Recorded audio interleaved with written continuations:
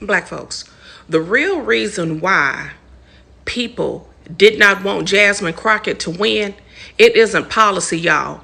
It's not her experience and it's not her incompetence. It's about two things, y'all. It's race and it's gender. Because to this country, a black person winning is already too much, y'all. But y'all put a black woman winning, that's double the threat, double the hate. And y'all know what's even sadder and even sicker and even more sadistic? You've got black men online tearing Jasmine down for her wigs, weave, lashes, ghetto, being loud, throwing her under the bus, doing the goddamn work of white supremacist ideology for free. Still competing with black women, still trying to police them, still not realizing that her winning is not a loss for you, it is a win for an entire race. We throw that word around ghetto, but what exactly is ghetto? And how come it don't stick to white folks when they do the same goddamn thing? Because when black folks talk loud, dress bold, wear wigs, weave, lashes, it's called unprofessional, too hood. But when white folks turn around and cosplay and do the same thing, that same behavior, it's relatable, it's authentic, it's quirky, and it's shared and it's celebrated. Same behavior, different skin, different type of judgment. So now, this backlash isn't about standards. It's about who they think is allowed to lead. And until we stop internalizing white superiority and projecting it back on black women, we'll keep sabotaging our own race and our own. Blah, blah, blah, blah, blah, blah, blah, blah, blah, blah. We keep sabotaging. This is quite literally sabotaging our own people. So right away, you can hear the narrative forming, right? Jasmine Crockett loses a Democratic primary, meaning voters inside of her own party made that decision. And the explanation immediately jumps into racism, sexism, and black men, us being responsible. And this is where a lot of the people online started pushing back, right? Because what many voters were actually asking was a much simpler question. Much simpler. What exactly was the campaign about? Was there a clear economic message? Was there a concrete plan that directly addressed issues affecting black communities? Or was the campaign mostly built around personality and viral moments? You just tell me. That's the debate that's happening right now, y'all. But once the loss became official, the reactions online got even more emotional, y'all. Watch this one. This is not America! Okay, I'm so upset. I cannot believe this is happening to our country. Y'all should be ashamed of yourselves, Governor Abbott. All y'all. Shame. Shame. Shame on you guys. This is ridiculous. You're going to do whatever you can to suppress our votes. You already gerrymandered everything. And you just got to make it worse. You just got to make it harder, huh? That's okay. I still fucking voted, you bastards. Okay, so they said that this comes after Jasmine Crockett's loss. That's what it says on the post. Jasmine Crockett voters are breaking down in tears on social media, blaming Republicans for her loss while ignoring the fact that it was a primary, meaning she was replaced with a white Democrat male by the voters. Now, this is where the conversation started getting really uncomfortable for a lot of people because, again, this wasn't a general election loss. This was a Democratic primary, meaning Democratic voters themselves chose another candidate. But in the emotional reactions online, you can hear people blaming Republicans, the system, what she say, gerrymandering, suppression, everything except the possibility that voters inside the party simply wanted somebody else. And that disconnect is exactly why the internet started turning into a bigger conversation. Well, started turning this into a bigger conversation about something people are calling black voter fatigue and Democrat fatigue. Not fatigue with representation. A fatigue with political theatrics replacing actual results. And that's what this next clip is referencing. Jasmine Crockett is proof people are tired of niggas. So that's my news, is that we're not going to have election results tonight, in my opinion. Fortunately, This is what Republicans like to do. So they specifically targeted Dallas County, and I think we all know why. Of course, this fucking hairhead is gonna blame it on racism. What the fuck did this bitch even run on? I'm black and I'm ghetto, vote for me? And mind you, this was a Democratic primary. It has nothing to do with fucking Republicans. You didn't lose, bitch, because you're black. Your ghetto wannabe ass lost because people don't want to deal with nigga shit. You act like a nigga in Congress and they damn sure don't want to put you in the Senate acting like a nigga. This nigga bitch came from a good home with good parents, a good upbringing. Instead of carrying herself like a respectable black woman, her entire career was her being a fucking loudmouth whore and a wide-mouth nigga. Her simple ass decided to appeal to niggas who don't vote and don't give a fuck about her. And now she's paid a wonderful price. This should be a lesson to anyone black running for office. Do better, niggas. Wow. Now, of course, him saying the N-word like that, come on. But that phrase right there, black fatigue, is what really lit the internet on fire, because what some people are arguing is that voters are starting to care less about viral moments and more about whether a politician is actually delivering something tangible. Jobs, economic opportunity, local investment, real policy outcomes. In that conversation, it doesn't stop at Crockett. Some commentators say they've seen a similar pattern with other high-profile progressive figures who built their brands on, media presence and social media moments more than policy wins. Which brings us to the next reaction that started trending online. This is a good thing, and I think it's a promising thing, and we should feel hopeful that voters in Texas, not by a wide margin, but they still rejected Jasmine Crockett and her ghetto shtick.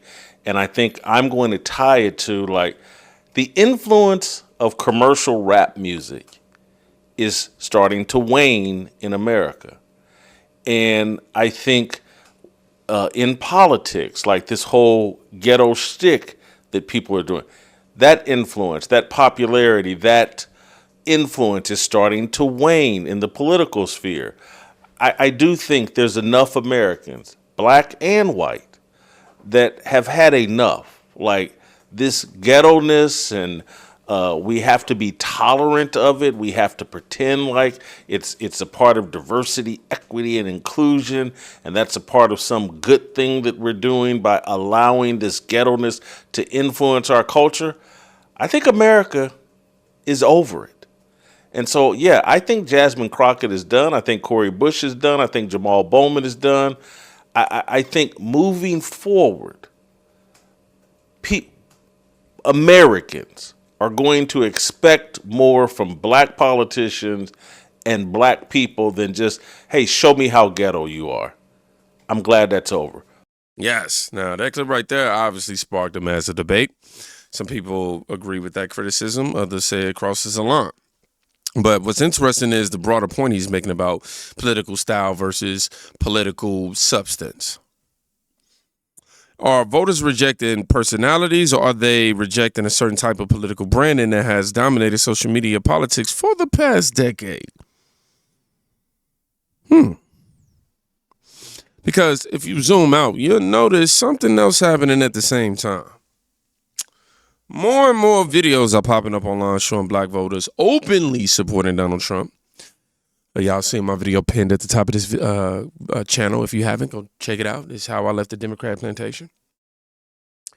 But this is something that the media has insisted for years that basically didn't exist. And, I didn't see a lot of it until really I crossed over to the side of common sense. But the internet is showing a different picture right now. Watch this.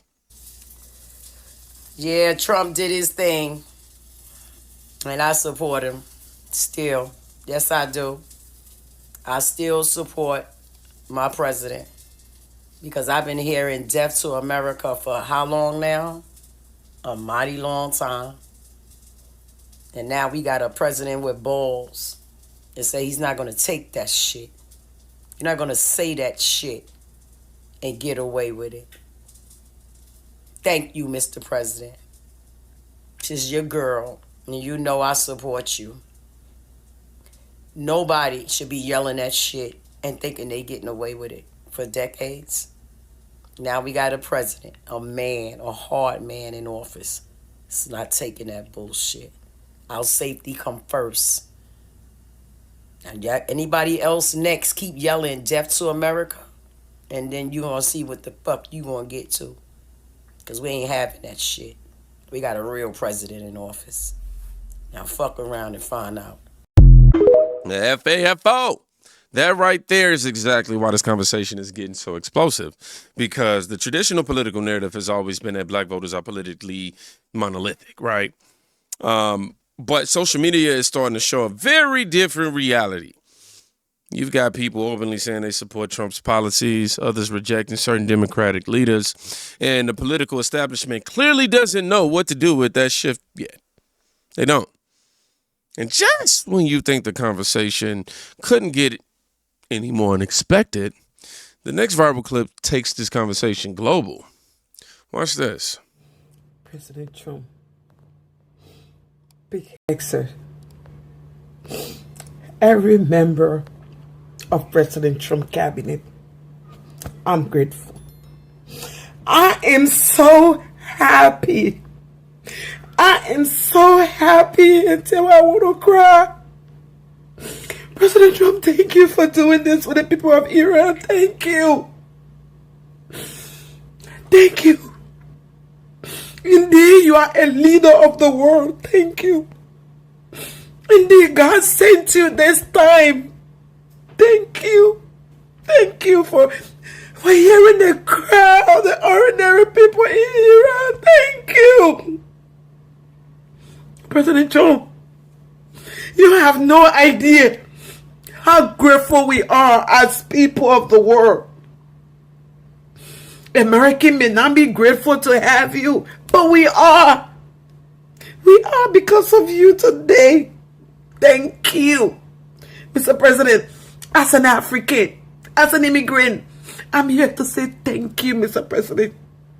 I'm filled with joy. I watched the family of Masa Amini, a young, beautiful girl with a bright future, was taken away from this earth by that regime. Thousands of other celebrities in Iran. A young boy and his wife who just got married and decided to do a video for the internet got hanged just for doing a video. Thank you, President Trump.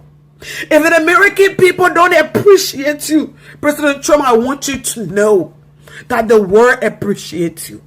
We do. We do. We appreciate you, President Trump. Thank you. Thank you. Thank you. President Trump, there are only 2 countries in Africa right now that are having dictators. Uganda. President Trump, please intervene in Uganda. Get Uganda president out. He's a major problem for the people of Uganda. Get him out, Mr. President. Thank you. Thank you for not sitting on the neck of African leaders. Thank you. And for those of you who hate this man, for those of you who hate President Trump, kiss my ass. And that's another perspective you almost never see covered in mainstream media discussions. People outside the United States, immigrants, refugees, descendants, sometimes view American politics very differently than the media narrative suggests. For them, U.S. leadership's decisions can directly affect what happens in their home countries. And whether people agree or disagree with those policies, videos like that are going viral because they highlight how complicated these political conversations really are. Which brings us to the original question. Why did Jasmine Crockett lose? Was it racism? Was it sexism? Or was it something much simpler? Voters decided that they wanted something different. Because when voters started asking for results over rhetoric, that tends to shake up the political landscape pretty quickly. And judging by the reactions online today, that conversation is far from over. But I want to hear from you. Do you think Jasmine Crockett's loss was about policy, personality, or something else entirely?